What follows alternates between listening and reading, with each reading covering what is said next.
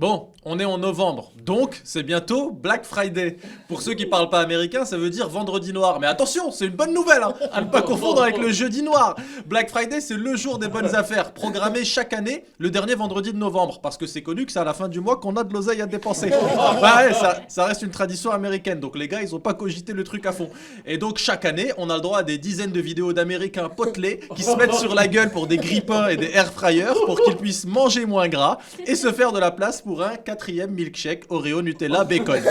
Et aujourd'hui, le concept cartonne partout dans le monde et a même envahi la France. Mais le principe n'est pas toujours clair, hein. Ça fait des années que j'explique à ma meuf que c'est pas parce qu'un produit coûte 100 euros de moins qu'elle gagne 100 euros. Tu sais, à chaque fois la même conversation de fou. Oh regarde, il y a moins 40% là-dessus, on gagne 300 balles. Alors non, on dépense moins que prévu, mais on ne gagne rien du tout, hein. Et en plus, le jour des bonnes affaires s'étend chaque année. On parle maintenant de Black Week, semaine noire, toujours une bonne nouvelle. On parle de Black November, ça dure tout le mois, c'est suivi du Cyber Monday, du coup la question qu'on se pose tous, pourquoi tout est si cher le reste de l'année? J'ai fait mes recherches et il semblerait qu'on soit juste d'énormes pigeons. Alors, étant toujours bienveillant, voici quelques conseils pour appréhender ce jour de solde incroyable.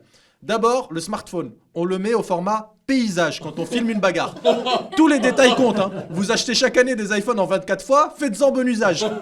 Ensuite, le Black Friday ne concerne que les boutiques et magasins. N'attendez pas fin novembre pour payer vos factures, ça changera rien.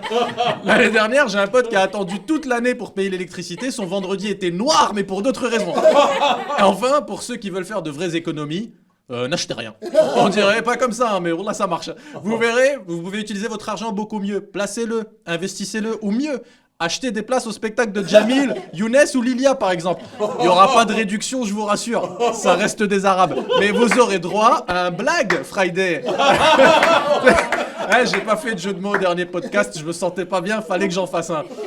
Et enfin, le Black Friday s'étend aussi à tous les produits, hein. Au départ, c'était que sur l'électroménager, mais maintenant c'est partout. Les bijoux, les vêtements, les supermarchés, les médicaments. J'ai même vu un restaurant chinois proposer une offre Black Friday.